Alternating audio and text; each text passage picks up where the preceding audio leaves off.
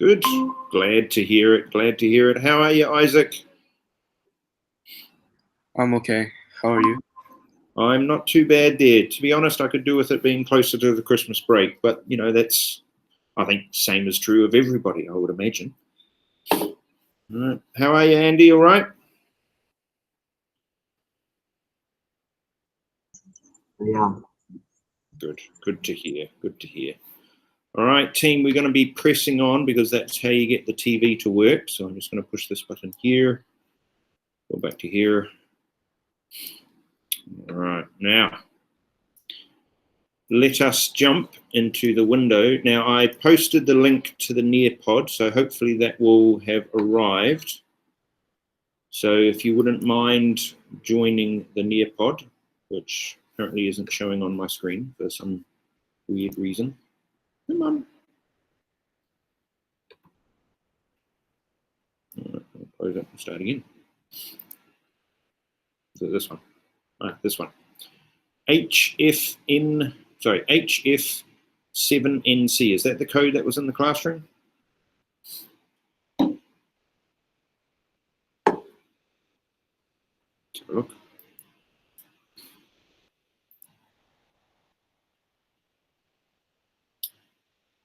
Oh, got to there then.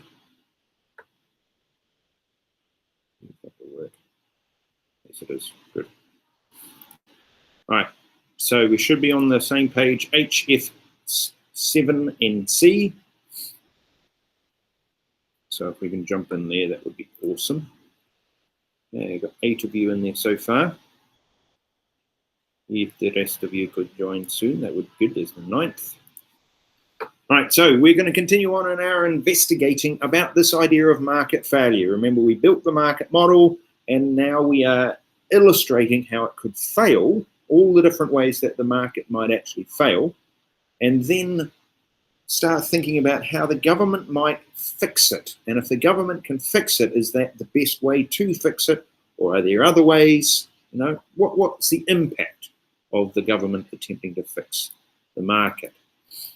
All right, so if we jump ahead, apologies for the screen moving as quickly as it does. All right, we had private goods.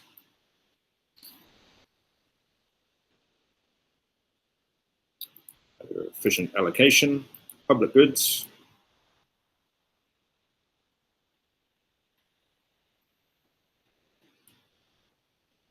Then we had this idea about externalities. Now, we might remember this. An externality occurs when some of the costs or benefits of a good, either when it's consumed or when it's produced, they spill over onto another person, someone other than the people who are directly involved in either the production or the consumption. We tend to talk about externalities as being either positive, which means there's a spillover benefit, or negative, which means there's going to be a spillover cost. They can be, as said, either from production or from consumption. So remember that. All right. Negative externalities are the ones that are the costs, right? So someone is, say, consuming the product or producing the product, and it's then causing a cost to a third party, right? To someone outside of that transaction. You know? Which means when we think about our market model, supply and demand, that the supply curve, the real supply curve, right, doesn't take into account those costs. Okay, so the actual, what do we call it? Societal supply curve, right? The societal, socially efficient supply curve should actually be left, right, to the left of the actual supply curve. Which means that the equilibrium output, the market equilibrium output, is going to be greater or bigger than what we want, we as society, bigger than what we as society actually want. All right, so, no, I must get that. Society wants less of the good produced, and, if it's negative, more a higher price to be charged for that particular good. Because remember, the supply curve is actually less, right? We want less of the good, so the quantity would be less and the price will be higher. What we see is with a negative externality, we tend to say that the good is overproduced, there's too many of it in the market, and it is underpriced. We want less of them in the market, and we want them to be charged at a higher price. So here we go. Now, I haven't tried this before, so let's see. No, I'm just going to let you post. All right, this is a pin board. Now, what you should be able to do is to pin to the pin board. Haven't tried this before, so this is a new one. So have a go, and all I'm wanting is examples of negative externalities. So you into the box here, you're going to type your thoughts, right? And then, oh, there you go. Yes, and first off the bat, there you go. Pollution from the producers. Yes, good. What else can you come up with? Come on, everybody. Should be able to join in. You can even apparently add images, according to this. Be exciting. All right, so type a thought in and pin it to the pin board. Work, Tracy. Okay. Yep.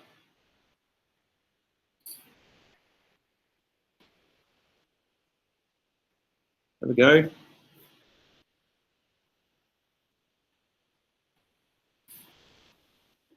Good work, Connor. I like that. I don't know that I can. Yes, I can.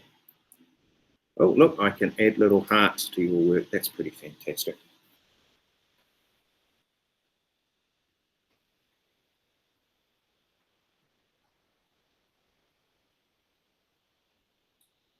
Natural diseases. Not sure what we mean by that, Lynn. Passive smoking. Well done. Noise pollution. Air pollution. Work, Isaac. Weather and air pollution. Okay, Andy. Good. Natural diseases. I'm not sure, Lynn. Maybe have another try, Lynn. I'm not sure about natural diseases. Meaning.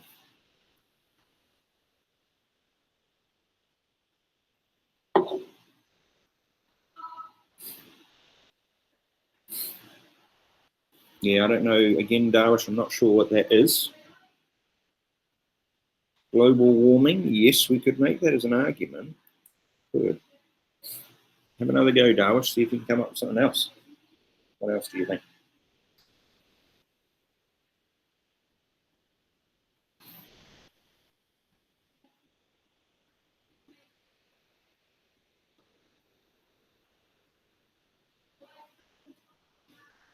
Natural disaster. Oh, yes. Yes, you could make an argument for a natural disaster, but they tend not to be produced or consumed. So yeah, they are going to have a spillover effect. Yes, but I still think probably try for a different example. Wanting either production or consumption and a spillover effect to someone else. Contamination of water supplies from factories. Well done. Yes.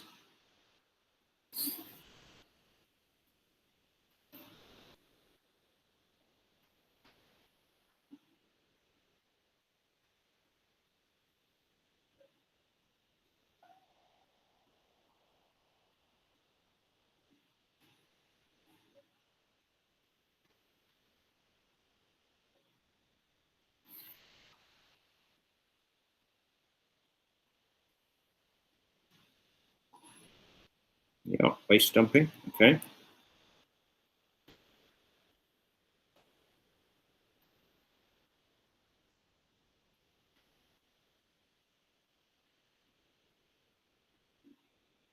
Waiting on a couple more.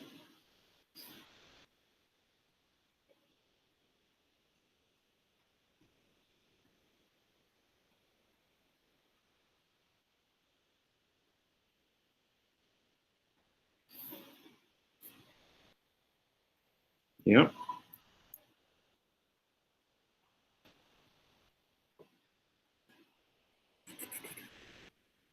Okay.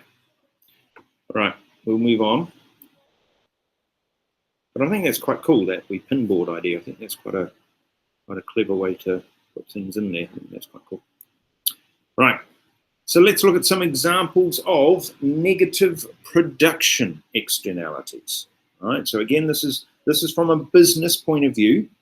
So a business is producing these, whatever the products, and as a result of the production process, there are spillover costs that impact on someone else. So classic examples that you'll see in a textbook, ones like air pollution from the factory. So the factory is doing the production, the air pollution spills over, and I mean, you're familiar with this idea. It spills over and people have to breathe in the air. Right? They didn't cause it, but they get affected by it. Similarly here, pollution from fertilizers, right? Can spill over and affect groundwater. It can spill over and affect other plants and crops, can have impacts on animals, right? Industrial waste, yeah, very familiar with that. There was quite a scary one about the waste products from nuclear power stations on TV a couple of years back, I think, about how they store it and where it's stored, and because they've been having nuclear power plants for decades now. In the past, some of their decisions about how to store that particular waste weren't what you would suggest are quite as good as they could be. Noise pollution, right? Anybody ever lived under an airport or a flight path? We have. Right? Sometimes you tend to just drown it out, and other times you're very aware of it. But it is something. You are not directly involved with the flying, but you are a person who lives in the house, and so you are impacted by the flight. Also, the house price you would expect to be a bit lower there as well. The collapsing or depleting fish stocks. So there's less fish in the ocean. So you yourself are going to find that there aren't as many fish out there because other people are collecting them. Right? Good old greenhouse gas emissions. Right? Methane is one. Animals produce methane. It's one of the interesting ones in New Zealand. The government decided it was going to try to put a tax on methane production on farms. Yeah, it didn't work. The New Zealand public tended to find it quite funny, the idea of putting a tax on the cows, right? And so the government ended up abandoning it, giving up on the idea, right? Mainly because farmers in New Zealand are quite a substantial voting bloc. Right, negative production externalities. Positive externalities, as said, they're going to be the ones that have spillover benefits to the third parties, but based on benefits. All right, so whether it's production or consumption, someone outside of that transaction is going to benefit from either the production or the consumption of it. So you consuming education means other people benefit, okay? Because you've got the education, you're smarter, you're able to work harder, your boss is able to earn more profits and more, yeah? You're able to read the forms, you're able to, potentially not involve yourself in activities that society says are bad, all right? So therefore, we don't have to, put you in prison, okay, for example, okay? Because you're smarter than the average bear, all right? Spillover production. So we produce hospitals. That has a spillover benefit to, and healthcare, spillover benefit to the employers because their staff then become healthier, able to work harder, work longer, produce more, all of those sorts of ideas. When they occur, the market demand curve actually is the left of the full benefit curve. So we as society are getting more benefit from the production or consumption of this particular product than are actually paid for in the market.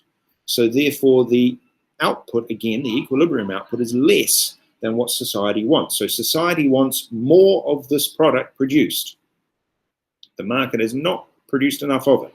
Society wants more of it produced and potentially at a lower cost. Potentially. Right, and close the gaps. Where you go. Got about 30 odd seconds.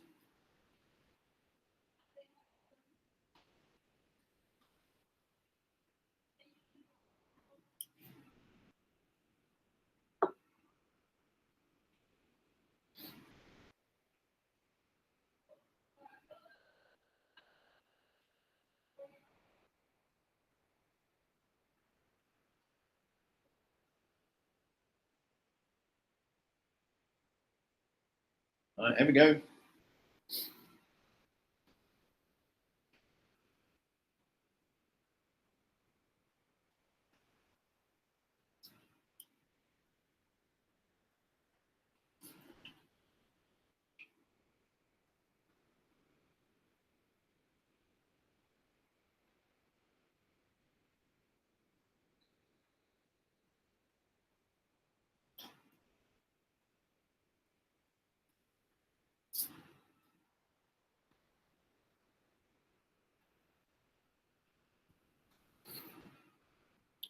Oh, here we go. First score's coming in. Well done, Connor.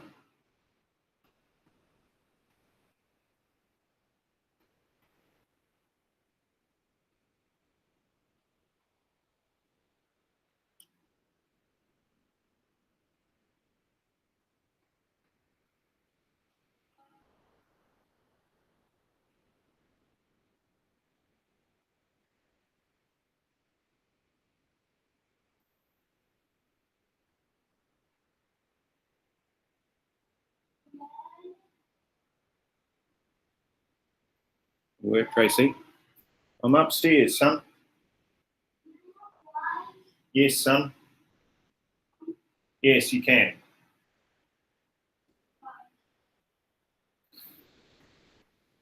Wait, Mr. David. Yeah. So for this, does this mean that there's like excess demand which leads to the shortage of supply? Yeah, kind of not. Kind of does and it kind of doesn't. It's one of those sort of weird aspects of economic theory where you're looking at it and you're thinking that to yourself, but the reality is this is about optimality. This is about what society desires but isn't able to get. So it's not necessarily that there is excess demand. It's just that because the demand's actually in the market, it's a private demand. It's just that from society's point of view, we aren't actually allocatively efficient at that point because there are extra benefits that are outside of the market, right? Externality. So because they're outside of the market, you don't actually see them in the market. So as economists, as politicians, the goal is to bring what's outside the market into the market. And at IB, we talk about that idea being internalization, of bringing what is outside into the market. Yeah. And when you do that, then you're going to be able to create a socially efficient equilibrium output. Right? You don't necessarily need to worry too much about the socially equilibrium output, aside from understanding that society wants, in this case, more of this good produced than the market is able to provide. Okay, so therefore the private market equilibrium is less than the socially desired one. Okay, thank you. When you get to IB, you're going to be drawing the models to explain it. All right, just waiting on a couple more to finish off.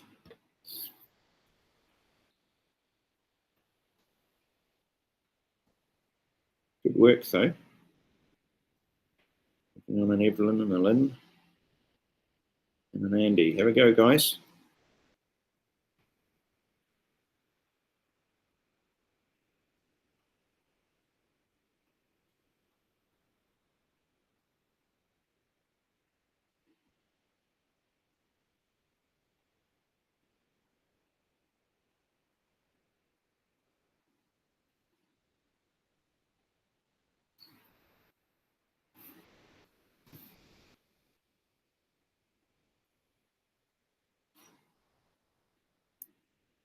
Positive externalities are the spillovers from production or consumption, spillover benefits that impact on third parties, so people outside of the initial transaction, right? And they are not compensated, so they're not paid for. Right? When positive externalities occur, the market demand curve lies to the left of the full benefits demand curve, or the societal demand curve. The equilibrium output, therefore, is going to be less than the original output. The market has failed to produce enough of this particular good. It's like, public housing, public transport, those sorts of public goods, society would actually quite like more of them. But the market isn't going to provide them, so the market has failed. Society wants more of these goods produced and to be charged a lower price for them if they have a positive externality. Generally, those goods we see to be underproduced and overpriced. So the government's got to come up with a creative way to fix that. It might be that the government has to produce these goods themselves. Or it might be maybe that the government has to subsidize businesses to produce them. Or it might be that it does something different. You know? Some other idea, like subsidizing the consumers so that they can afford them. Now, all right. Externalities, as we saw, we had negative production externalities. We're going to have negative consumption externalities. We're going to have positive production externalities. And we're going to have positive consumption externalities. So there are overall, there are 4 different types of externalities, depending on whether you're looking at production and consumption, or whether you're looking at negative versus positive. Right? So there are 4 different ones. Right? What we're saying is that any externality that exists is a market failure because it doesn't take into account any social costs or social benefits that might occur. They are external to the transaction. So here's an example from one specific industry. This is the transportation industry. Right? So we already talked about car congestion. So there's, you know, if you've been to places like Metro Manila, I don't know if any of you have. Any of you been to Metro Manila in the Philippines? No, we have. No. It takes a really long time to get anywhere because there are just so many cars and they're all backed up and the traffic jams just go on and on and on and on. Right? In America, back in the, I'm going to say, 90s, maybe early 2000s even. Anyway, they were worried about, no, I'll move on from there, traffic congestion and the impact on the economy. Okay, so there are actually economists who study this and work out the impact, overall impact on the economy based on how long people spend in traffic. Okay, so if you're in traffic for an hour, that means you're not at work in the time and it takes you longer, and then you're not producing as much output as you could possibly produce, and all of those sorts of ideas. So then there's less output, less revenue for the business, etc. And you can work these out. The statistics are actually out there. People have calculated how much it costs a country to have traffic congestion. Right? There's also the pollution effects, and this is the one that they were particularly concerned about in California with regards to their traffic jams, right? Where they actually, you know, they go out with the pollution meters and they track and they figure out what the level of pollution is just from the whole sitting in traffic idea. You know, in New Zealand, they talk about, you know, and in America, and carpooling. So to try to encourage less cars on the road, that could be a possible solution to that. Or just make it, you know, make more public transport maybe. You know? Noise and air pollution from aircraft. We've talked a bit about that. That affects the house prices, but it also affects the people who live there. Damage to the seabed from massive freight containers. You know, the big ships that carry all the containers. Obviously, they're not moving as much at the moment as they normally would, but they actually hit the seafloor quite a bit. And they've got big anchors and they have to drag along the seafloor. Now, you've also got, and this is a bit mind-blowing, you've also got big ships that carry the freight ships as well. So when they build the big boats that are designed to carry the freight containers, they actually have big boats to carry the freight container boats to get to where the customer needs them. And they're even bigger again. Right. What about the use of electric cars? If you've gone to some of the shopping malls, IOI is one that comes to mind. There actually are car parks for electric cars. Right? So there are positive externalities towards people using electric cars. Yeah? So that's more of a, you could make an argument about production and consumption with regards to that. Ride sharing apps. Okay, so the grabs and various actual ride sharing technologies to try and reduce single car usage or just reduce car usage. Investment in infrastructure like the MRT here. Trying to get people to use more public transport. I heard a rumor that there's going to be one that's going to go from Singapore all the way through Johor and up. Okay, which will make traveling from there to here quite straightforward. There's also supposed to be one, isn't there one supposed to be going from, I think there's supposed to be one from Cyberjaya right into KL at some point.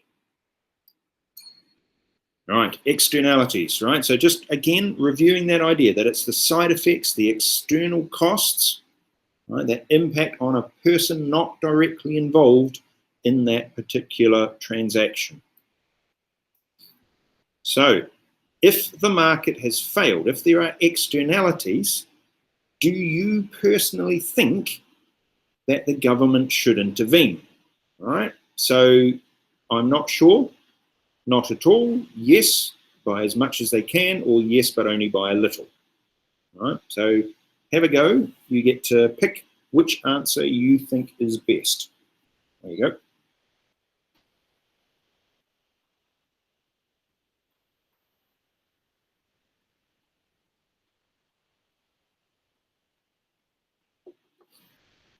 Good.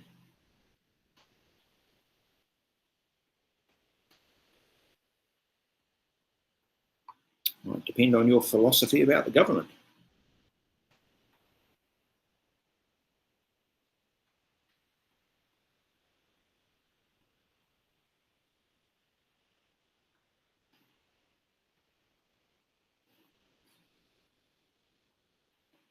Oh, here we go.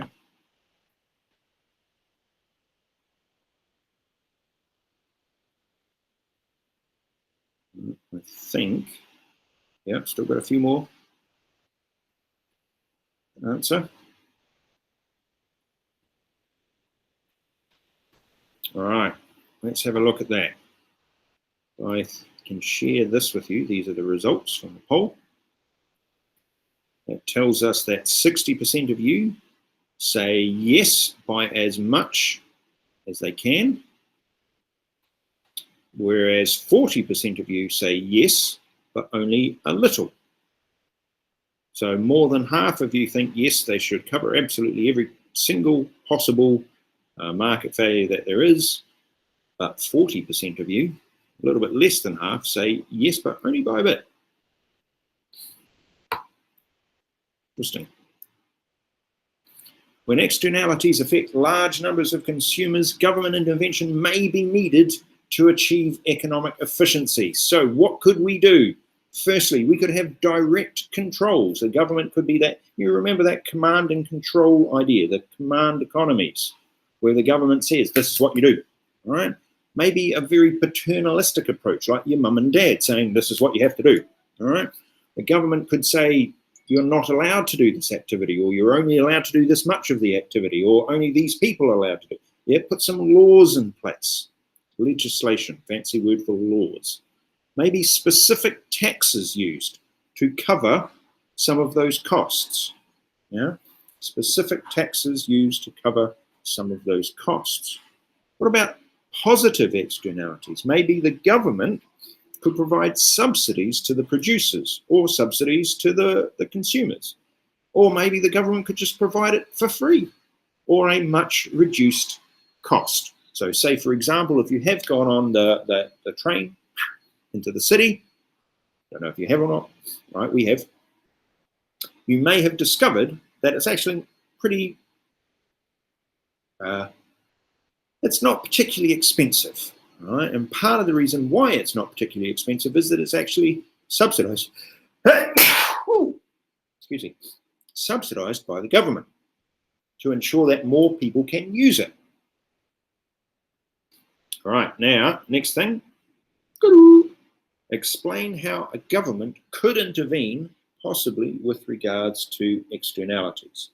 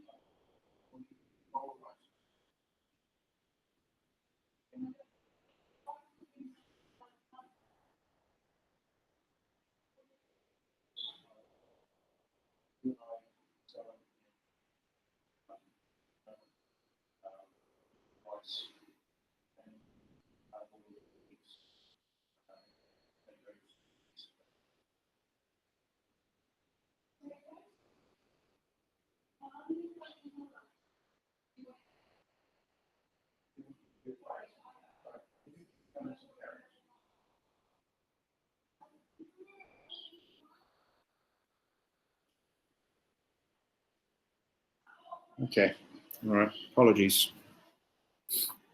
Sort out my son and his eating.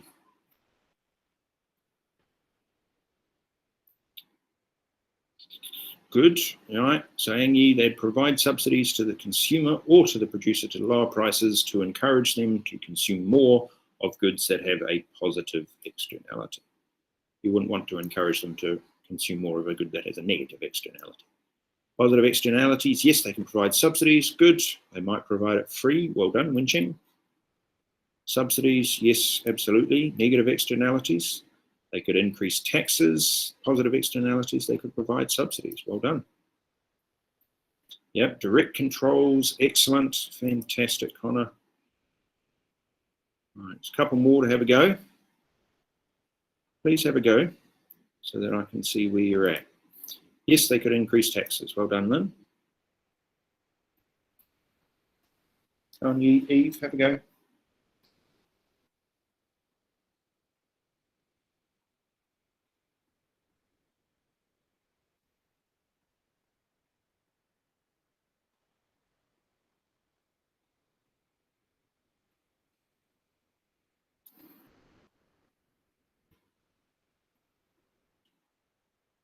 Isaac, you gonna have a go?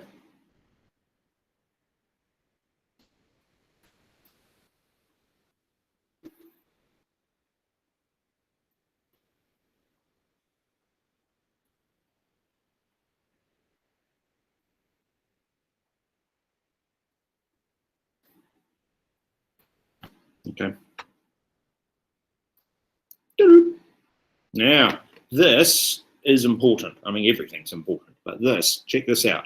This is a mathematical formula that you can use to help work out, if you like, a bit of an equilibrium. All right, so let's have a look and see. So your social costs, what are they equal to? Your social costs are equal to your private costs, so what it costs you in the private market, plus any external costs that there might be. So the total cost to society is equal to the private costs from the private market plus any external costs. That gives you your social cost. So you can actually work it out. All right, have a number. This one here is your social benefit. So what is the total benefits to society? Well, you work out the private benefits plus any external benefits that might be available for society. Right? And you add those together and you end up with a social benefit. So those of you looking ahead, what sorts of questions could you be asked in an exam or a practice question that I might give you? Well, check these out. These are mathematically equations where you're asked to calculate social costs and social benefits. So it is entirely possible that the examiner could ask you to do a recalculation. Right? Calculate the social costs. Mr. David? Yeah. can you explain again what does it mean by like private costs and like private benefits? Yes. Yep. So this is the total for all of society, these ones here. So this is the total amount of costs to all of society. So where we see the word social, you think society, okay?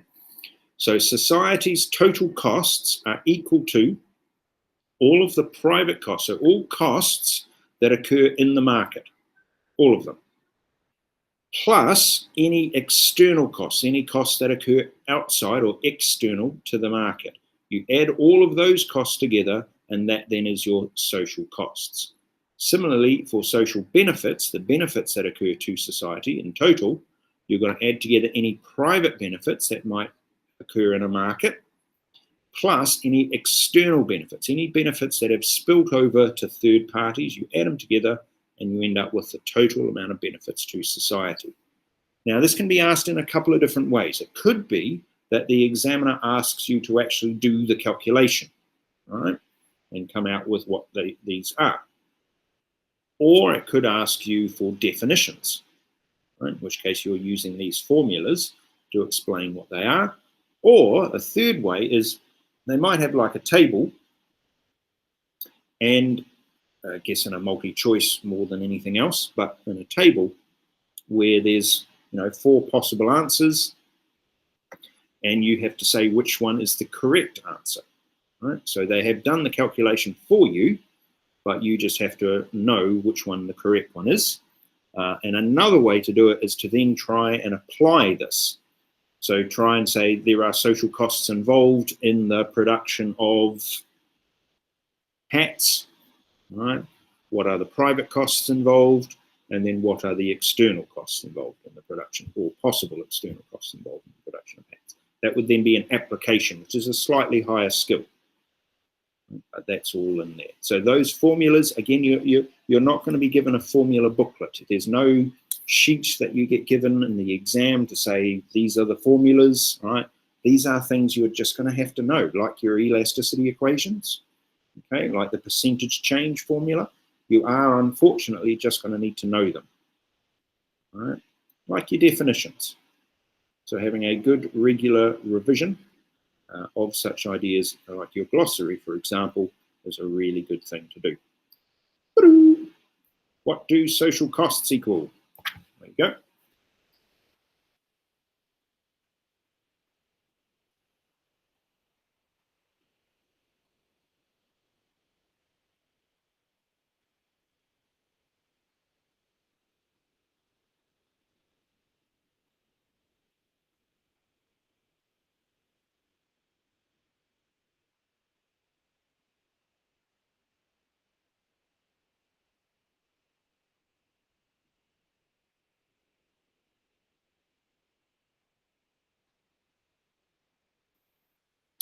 Good work.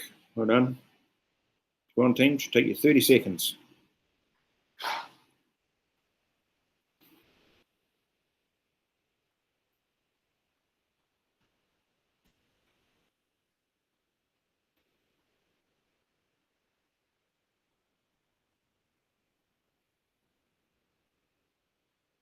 Andy, you having a go?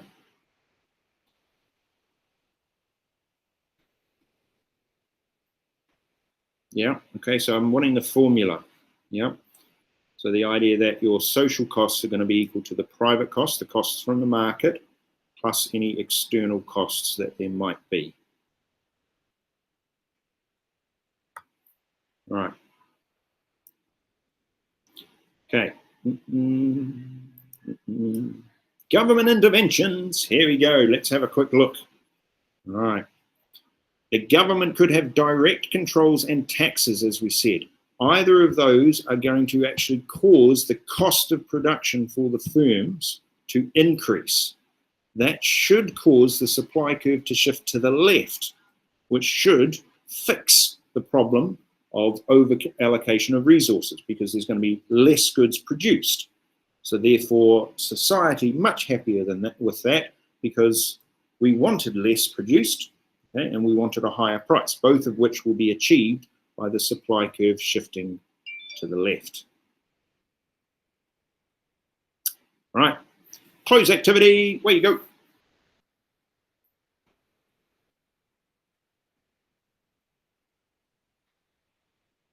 Last one for the day.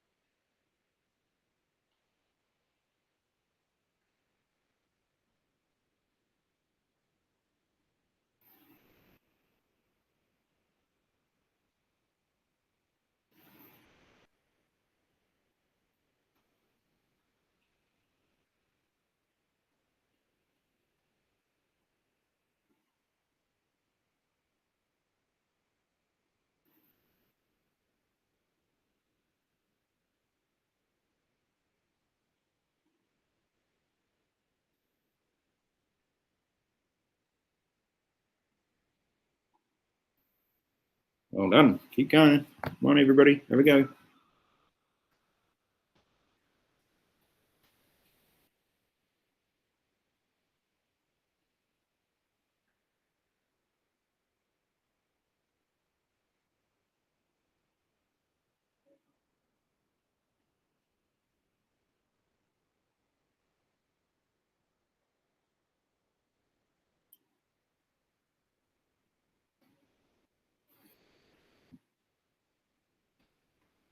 Okay, Andy, have a go, son.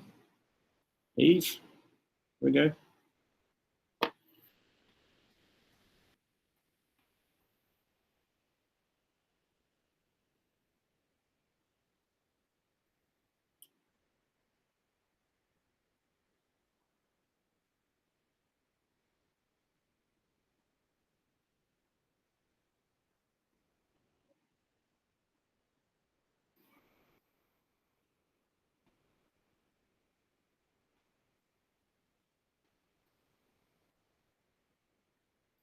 The page don't let me like move the words. I don't know why.